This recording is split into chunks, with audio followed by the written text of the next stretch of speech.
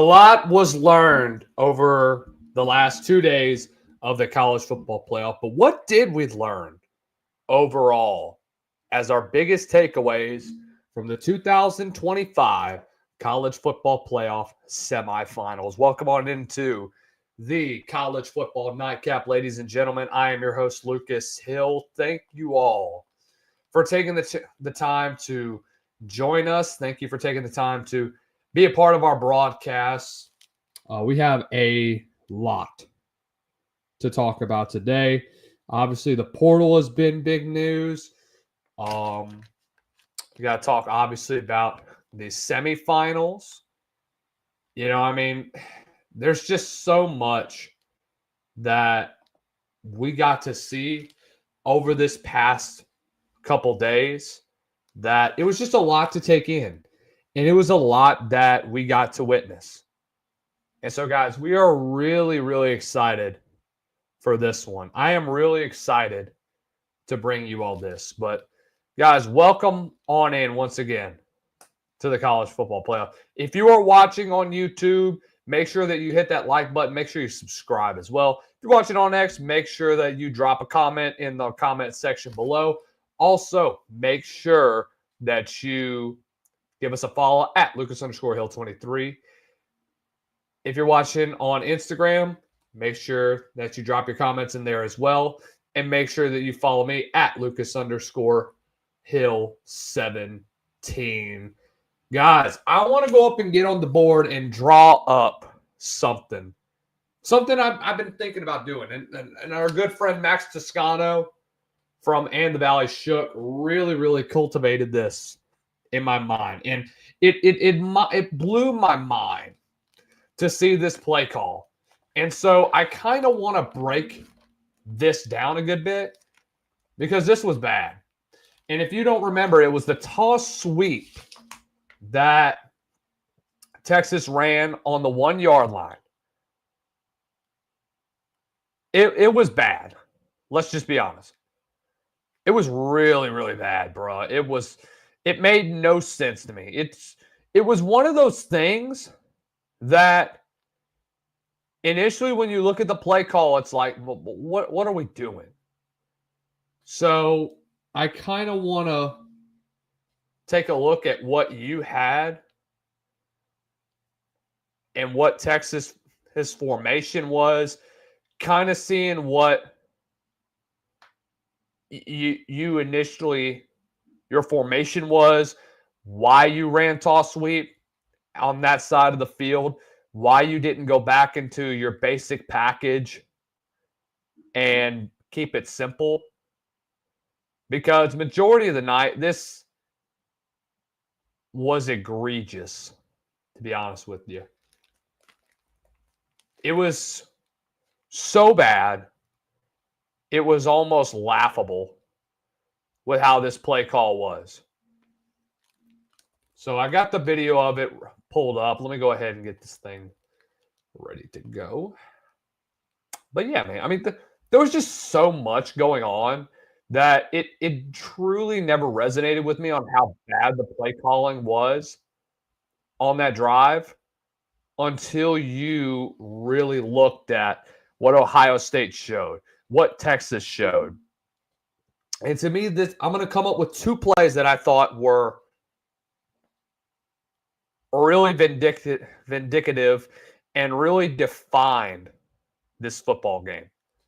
So let's kind of go ahead and seal our formation. Let's go ahead and just dive into this one. We'll look at the play first of all, and then we'll go to the board and we'll draw it up and see what was done.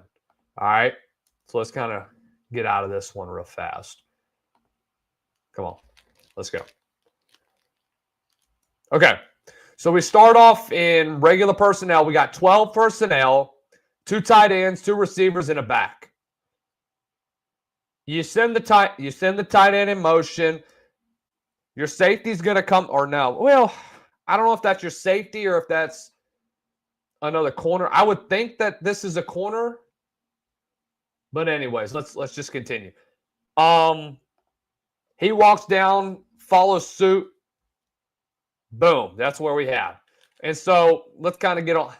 So let's go ahead. Let's kind of get on the board and draw up this formation. All right. Let's see if you guys can see the board. I may have to plug in my webcam, which is right here, so that you guys might have a better look, because I don't really know if I draw that great. So, got the center, guard, tackle, tight end. You got your F tight end that's behind the line. Your Y, or no, that's not the Y. That's actually the Z. I think that's the Z, and then your X is lined up here. So let's kind of draw this up a little bit.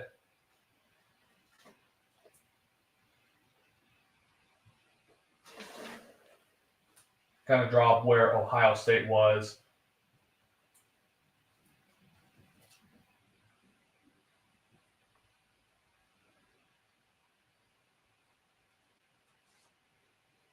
So you got two backers kind of lined up off center just because they ran pistol, and that's why you saw a lot of that. Then we got your free at the top of the screen. Let's see. 1, 2, 3. Okay, we're good now. So we got 6, 9, and then so we ran from the pistol. So we got your Q right here, and we got your running back here. Let me go ahead and plug in my webcam. Not gonna lie to you, just so you guys can kind of get a better look at what I'm seeing, because I know all you football nerds out here, I know y'all are interested in this bull crap. So let's kind of dive into this one a little bit. Let me go ahead and get my webcam on. Let's get this freaking thing on. We got webcam. We have webcam. Yes, sir. All right, let's turn it around.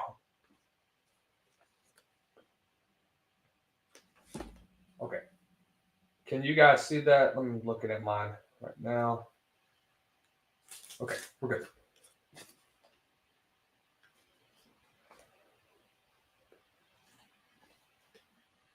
Okay.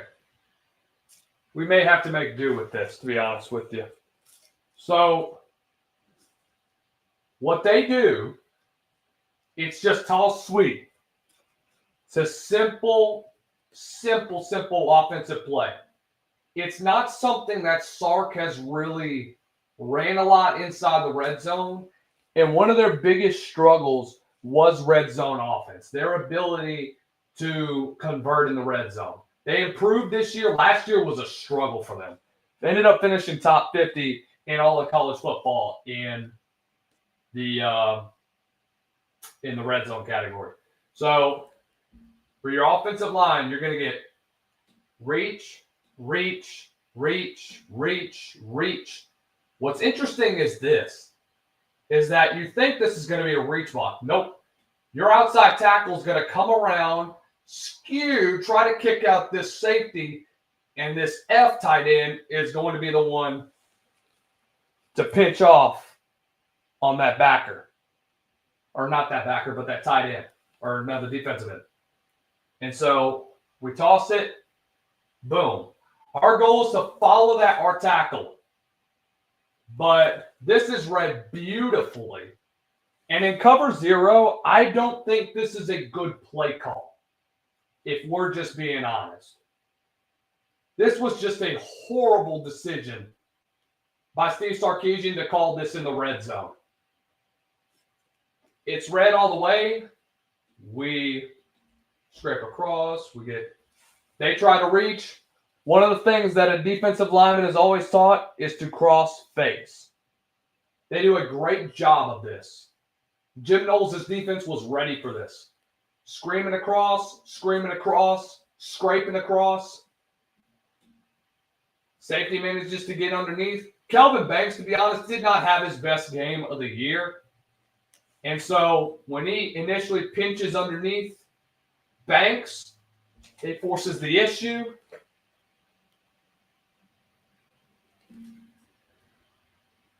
Cash tries to bounce it outside, and then our corner is going to meet him right there. So, was this a bad play call? Oh my God, like you would not believe.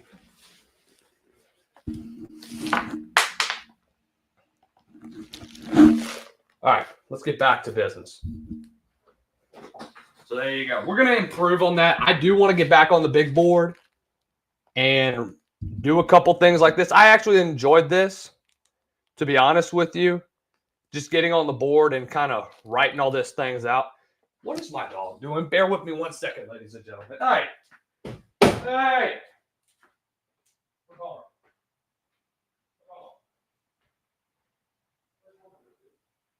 Did you keep me in the floor?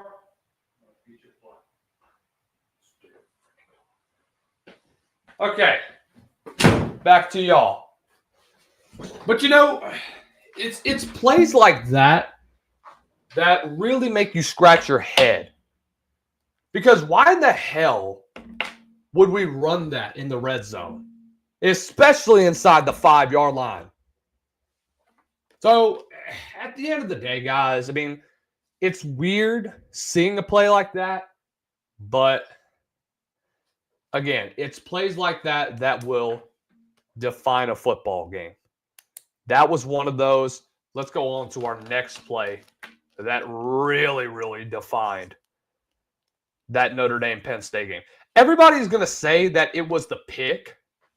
Honestly, I would kind of disagree. I would think that it was something else, to be honest with you.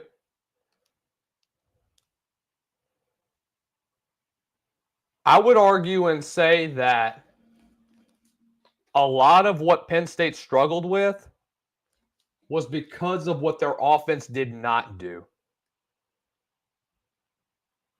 They didn't do a whole lot with being able to shut down this Notre Dame option game and being able to run out of your normal offense. Andy Coltoneski had a rough one, to be honest with you.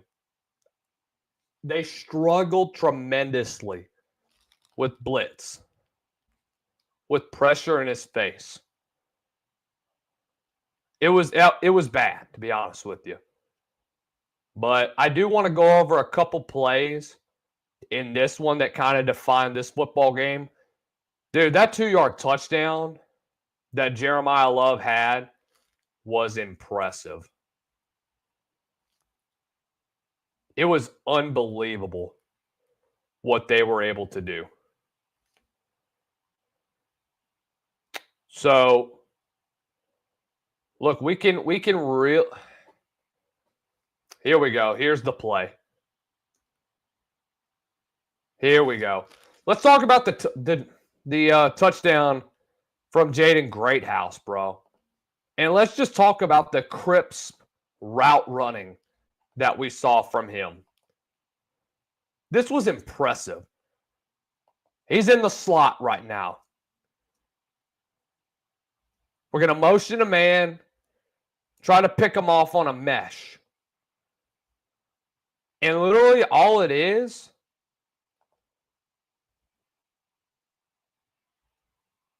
a stutter and go. Once he sees that, boom, I got my guy. And we're just going to whoop. SportsCenter highlight reel.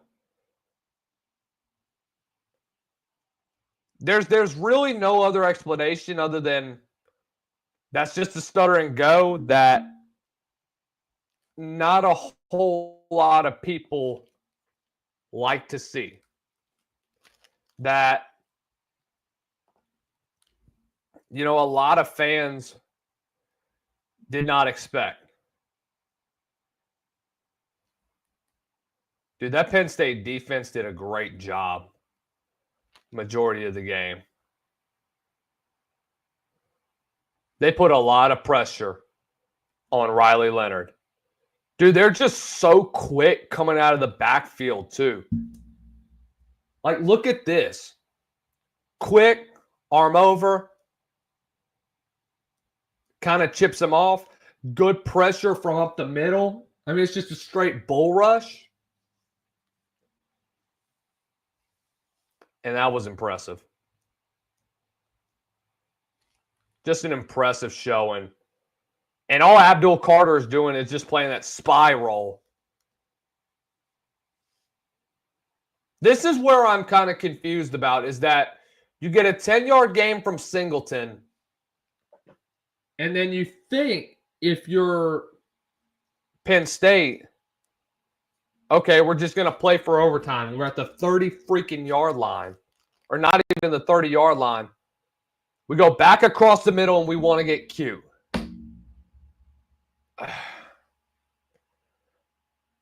I don't mind the aggressiveness, but it's just plays like this that makes no sense to me. So I'm about to get back up on the board for a minute and kind of draw this up. So we got an unbalanced. Nah, not really. I mean, it's just standard or shotgun. I mean, this was a really confusing day for Penn State. Offensively, it was rough, bro. It was rough offensively because you had a lot of inconsistencies throughout this football game. It was bad. So let me go ahead and pull up the big board once again.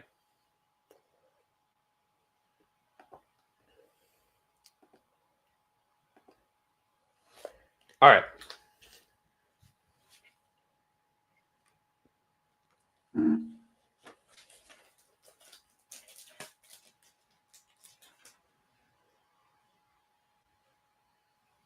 So with a formation like this, it kind of confused me why they would even pass in this situation. I get the aggressiveness from Penn State. And look, I really respect Andy Koltaneski for taking a chance. Why not go down the field and try to put your offense in a position to win the football game? I do. I love it because I don't think that James Franklin truly believed that if they played a couple more if they played a couple more minutes against them, I don't know if they would have won. I don't have a strong belief that they would have. Now ignore where the big board is, guys. So, all right, that's good enough. Where did my marker go? This is a wacky show, I know. But let's go on the big board and kind of break down this a little bit. So, I'm feeling green, by the way. So here's what we're going to have. We're playing cover 2. And I think we're in, I don't want to say doubles tight, but it's dang near close.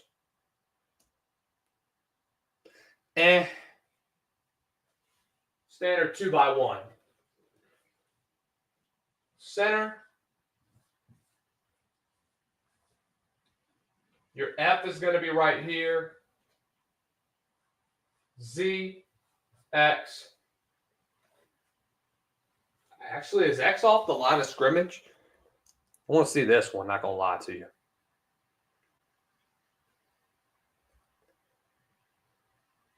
No, it's just one on the line.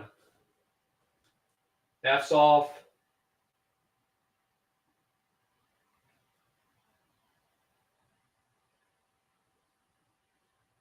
The Y, and then you got the X outside.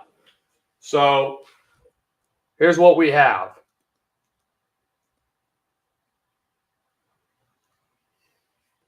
So cornerback's going to be off ball. We got man coverage up here. We got your strong free. Corner. Somewhat of a spy. Just a standard defense. I don't think they're in anything too special. This D tackle's in a 1 tech, so he's going to be shading that center's left shoulder. And then the DN right here.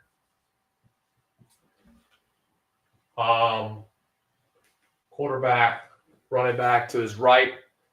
Yeah, that's right. 1, 2, 3, 4, 5, 6, 7. All right, let's see what we're missing here. We're missing another backer. We're missing 2 backers.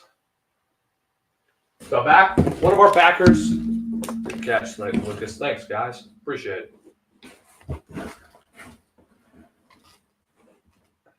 One of our backers is going to be lined up right around here. I know you guys can't really see it, and that's why I'm going to kind of move this up a little bit. Perfect. Now I know that light is kind of bright. I agree. Here's what we'll do. Kind of dim these lights a little bit. Let's get on the board. Now we're talking.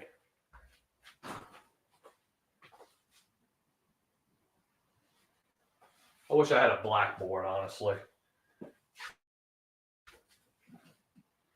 Anyways, that makes it a bit brighter. That's fine. So, and I'm missing another backer. 1,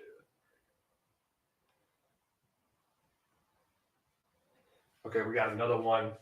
I think I want to say that this is more of your safety valve, but I really like this. What I like is this. It's kind of a bluff.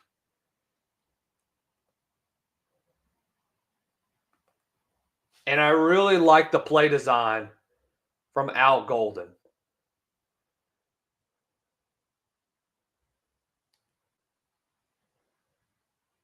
It's because, actually, excuse me, I think that's actually another corner. 1, 2, 3, 4. Let me take him out. Because your safety is going to be right here. This is another corner, a linebacker that's going to be coming up. That's kind of play more of like that spy. And when you have that, we're going to run a TE stunt between these 2 guys. So he's going to take a hard step upfield and then come across his B gap. Meanwhile, the D tackle is going to come across and play more of that edge. He's rushing just the same. He's rushing just the same. They're playing zone. So he's going to kind of chip off of this tight end, and he's going to run it out. Play about 3 yards to the line of scrimmage, and your corner is going to take him. I don't think he's going to be isolated. I don't think that other corner is going to be isolated.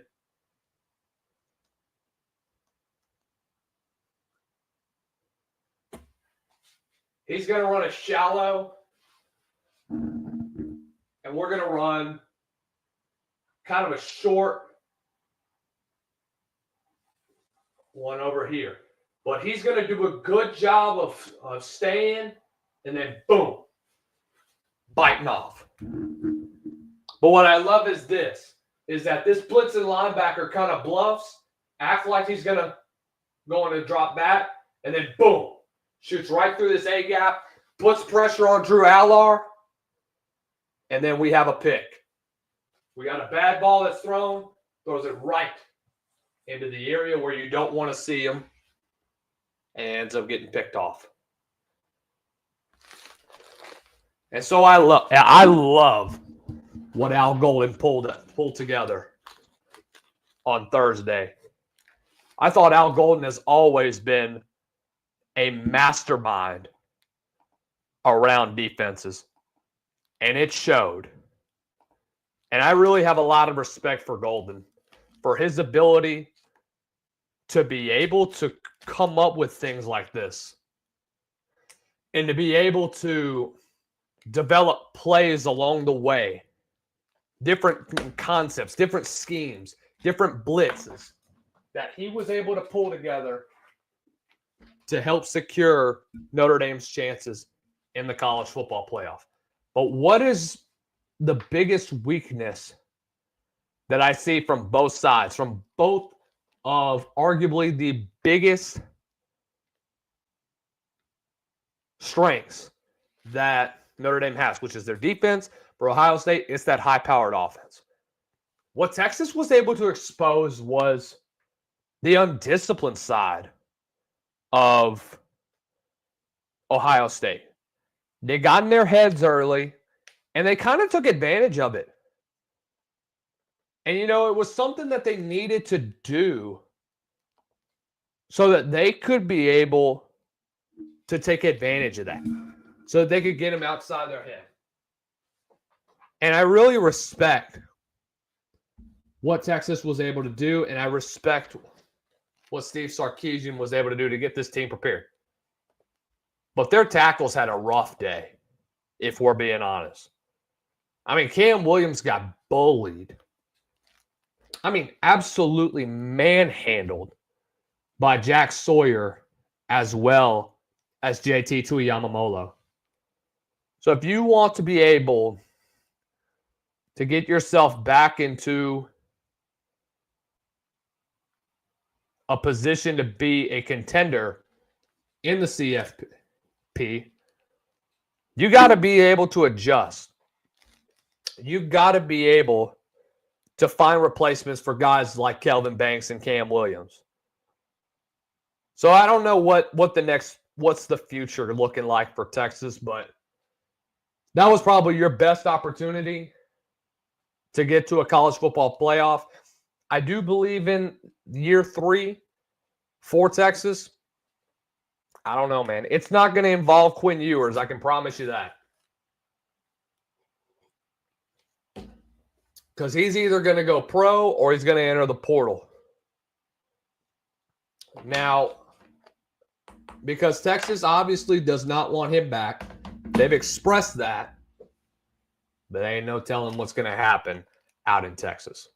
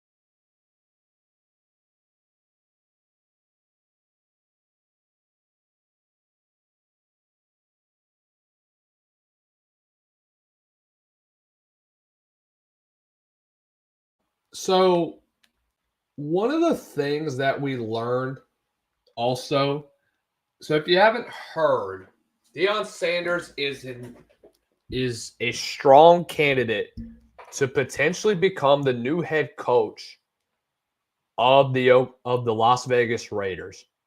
And I do consider this one pretty interesting. By the way, just put out a post. If you want to join the show, use the link that I posted in my Twitter. If not, if y'all didn't see it, I'm going to post it in the comments section so that you guys can get involved.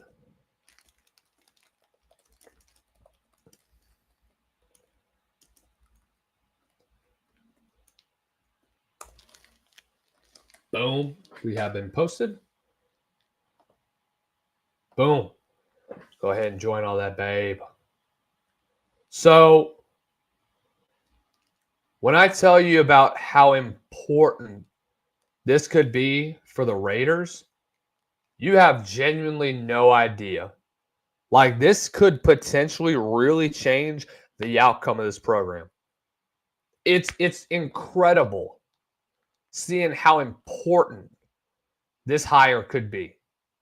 Not just for the Raiders, but also for the NFL as well. And it just goes to show you how quickly that this team has risen ever since you got into the NFL, ever since he got to JSU, and ever since he got to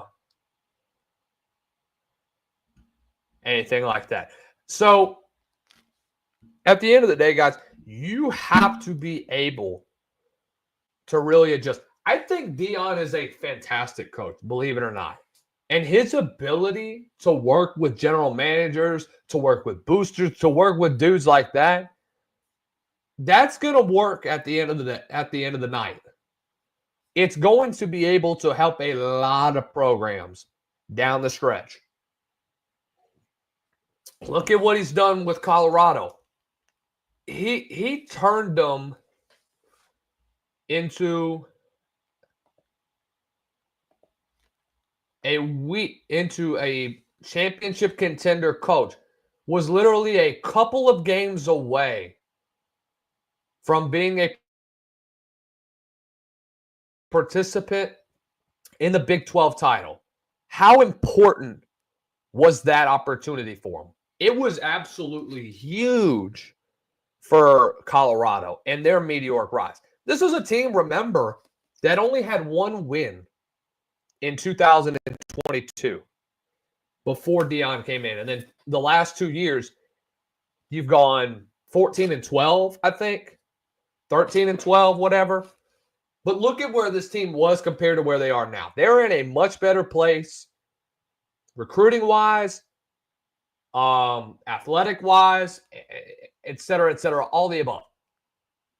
Because of what Deion was able to do with this program and what they were able to do overall, being able to put this team into big situations. And you may not like Deion, but you do. I would respect the kid 100%. I respect the dude 100%. Absolutely love what he's able to do marketing wise and being able to put that program back on the map, also athletically. That is what I love so much about Deion Sanders, is his ability to make the little things and turn them into much bigger things down the stretch. That is exactly what he has been able to do at Colorado. And I think he's going to be able to do that when he gets to Las Vegas. We've been telling you for weeks that there was a strong possibility that Las Vegas would go get a guy like Deion. And I think Deion's the perfect guy for it. I think that if you are hiring a guy like that, I would consider Shedeur to do what Eli Manning did. I think he may hold out because he wants to play for his dad. And I don't know if the NFL is going to get something like that. Damn, it very well could happen. It's happened before. I know it hasn't happened with a high-profile athlete, but my gosh, this could potentially be a big thing. And look, I love Deion. I don't know if he does want to leave the college ranks, but definitely could be a big, big switch for him going from Colorado to the NFL. I don't know what kind of success he'll have. You know that Las Vegas is going to struggle, but I love how he coaches. He can relate to dudes. He has been a player's coach ever since he got to Colorado, and it's worked out brilliantly for him. It's worked out so well from his ability to coach at that level. And look, you may not like it at the end of the day. He's handling business. He has been able to get dudes to buy in to that program. And it is going to continue to work. And it's going to be a long, long stretch for them. But hey, you got to love what they've been able to do. You got to love what Deion's been able to do to enhance this program. And I absolutely love it. I love what he's going to bring to the table. I love what he's going to be able to do and create a situation in Vegas where you pair him along with Tom Brady and the Davis family. You get a good GM. You can't do the old Davis way. Look, Al Davis was a freaking pain in the butt for so long. But people absolutely love what he was able to do. People absolutely had a lot of respect for him. So, at the end of the day, look, man, I don't know. I don't know what we're going to see in the near future from him. But my God, it needs to involve Deion at some point in the NFL. Whether it just be as an assistant coach or whether it be as a head man. Because the guy is a dang good leader. It's unbelievable, man. Absolutely incredible. Seeing what he's been able to do in that locker room. All right, let's kind of move on. So Quinn Ewers' future is interesting. Does the guy go to the NFL? He hasn't formally announced anything yet. So what is he going to do? So I know that there were some reports that Miami had expressed interest in Quinn Ewers before they got Carson Beck. And Coach Shannon Dawson said something about this, but he wasn't excited about any other quarterback who would enter the portal, was expected to enter the portal. They like Quinn Ewers, but no one really knew what he was going to do once the Longhorns were eliminated from the college football playoff. So NFL evaluators have projected him as either anywhere from a third to a sixth round draft pick. I do think that Quinn Ewers is going to be the next big star to enter the portal. I talked about Arch Manning potentially doing it yesterday. But now that I really think about it, Arch is going to stay in Texas. They know they have something lined up for Arch at the end of the day. Because they've already expressed Quinn Ewers is not coming back to Texas. If he does enter the draft, it's a shock. Honestly, it's a shock to me after how he performed throughout the postseason, because it was really inconsistent coming from him. You didn't really see him take control of this offense. There was really no command that he showed. So I think he is better off staying in college for another year to try and improve his draft stock. I think, unlike Jalen Milroe, if he does transfer to another school, he's got a better opportunity to increase his draft stock. Texas Tech is looking for one. He could potentially go there.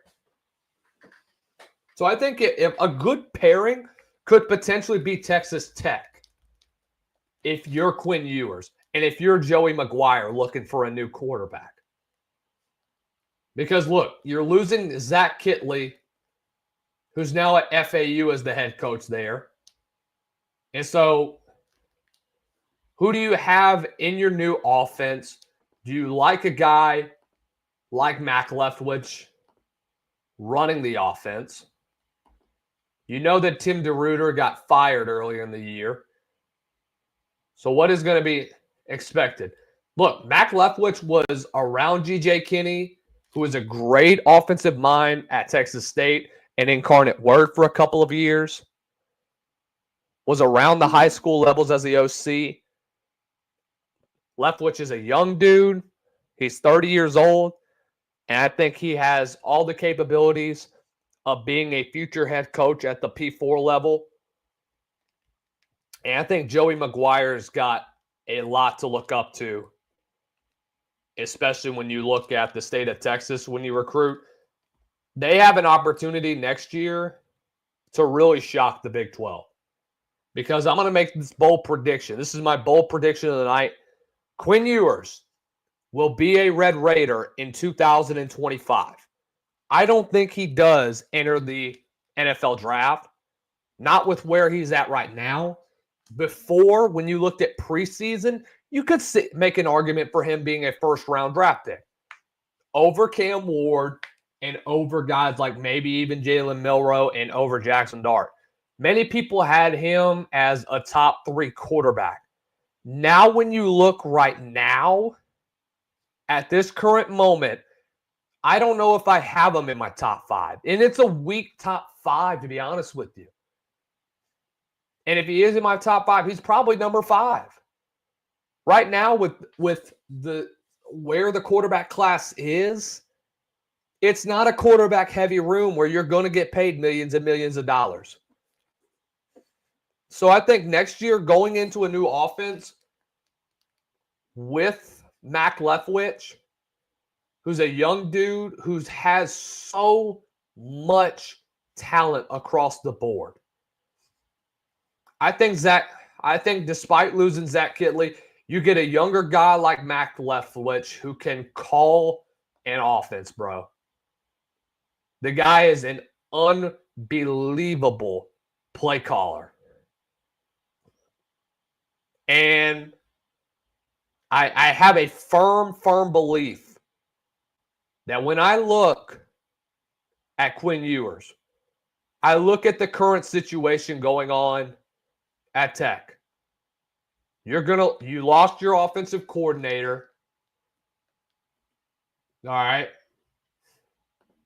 You lost your defensive coordinator. You're going to lose your quarterback. And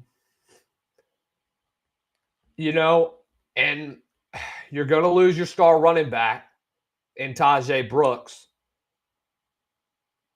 You're going to lose Baron Morton, who I don't know if he does enter the draft. I don't know if he has. We'll see.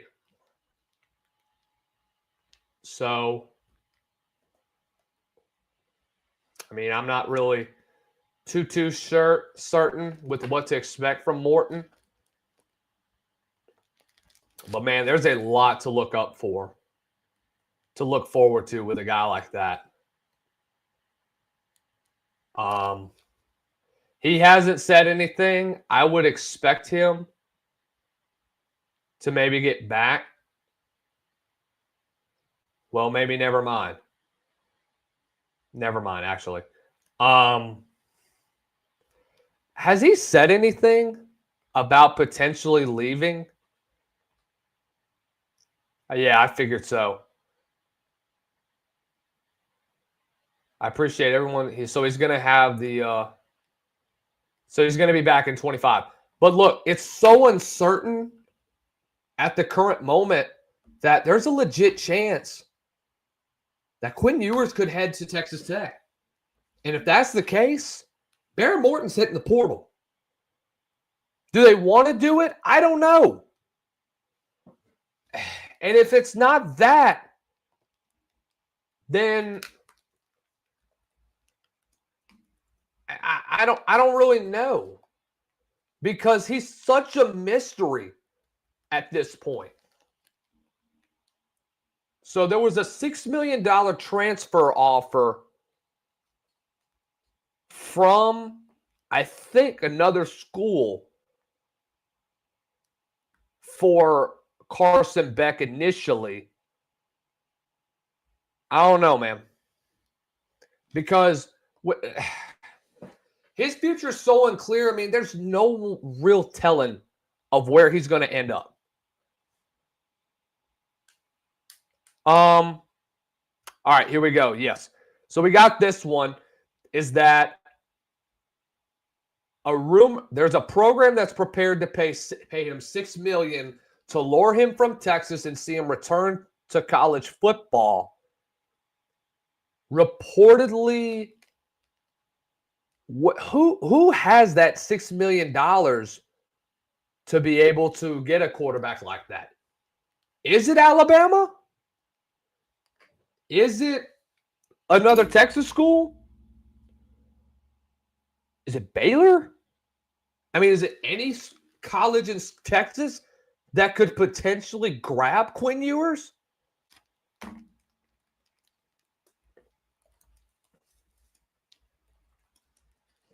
I don't know, man. But regardless of this, there is a wide spread going into the portal and seeing who needs the quarterback. My question. So you're going to have a lot of question marks surrounding Quinn Ewers down the stretch. FSU could be you could make a case for him. You know? I don't know. Hell, Michigan, they could potentially offer him up. You know, you never know. So this quarterback class, when you look at where they are in the portal as well, Chase Gispert says Oregon. I think they're switching on over to Dante Moore this year.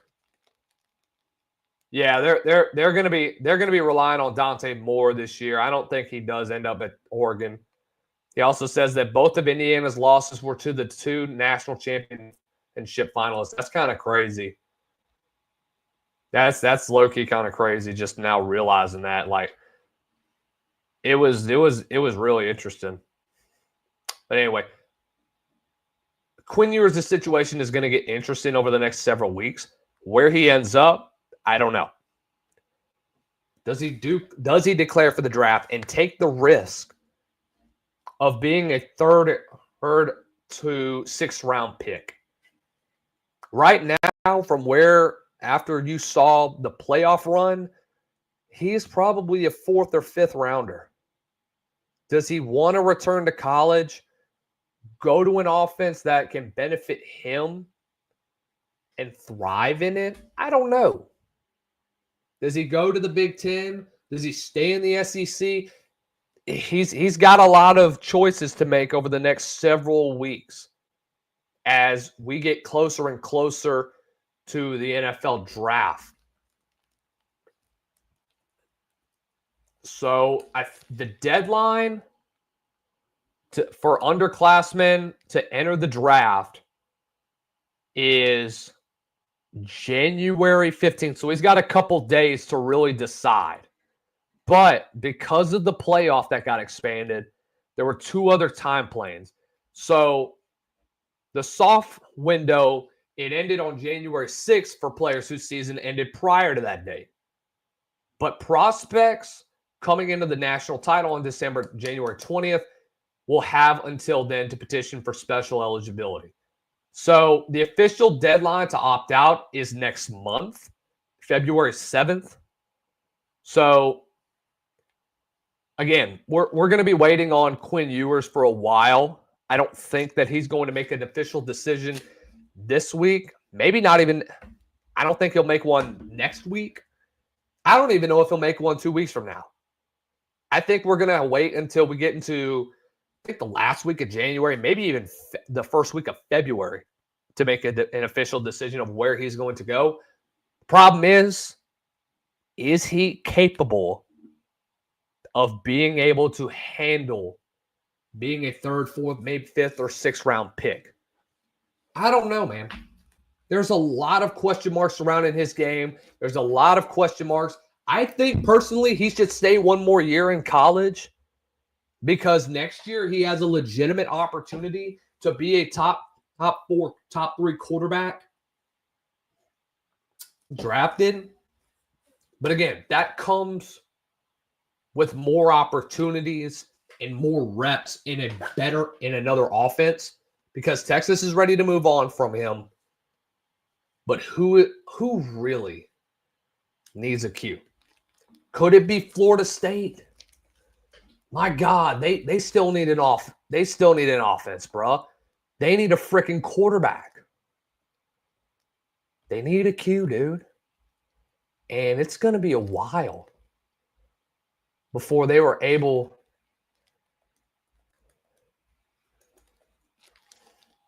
So you have Thomas Castellanos.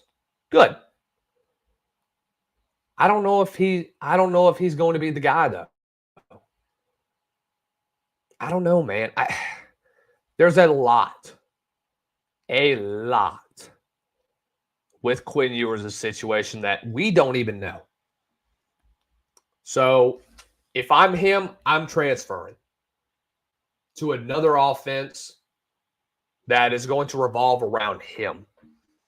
And look, I'm not saying that it didn't at Texas, but I do think that if you get him involved in like an offense like Oregon or anywhere in the Pac-12, I don't think he will transfer to the Pac-12. It doesn't really make sense. I think he wants to stay somewhere around the Texas area. But there is no telling because he went to freaking Ohio State and then transferred back to Texas. So I don't know what his mindset is at the current moment, but I will say is do what is best for your future. And your future is to play in the NFL. And what's best for your future is going back to college. But we'll just have to see, man. I mean, anything can happen at this point. So what are you going to do? So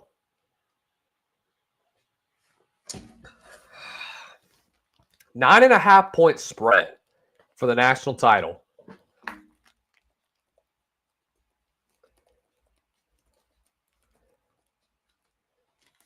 The largest spread for a national championship, I think might have been something it was a while ago. I'm trying to look at the line at this point.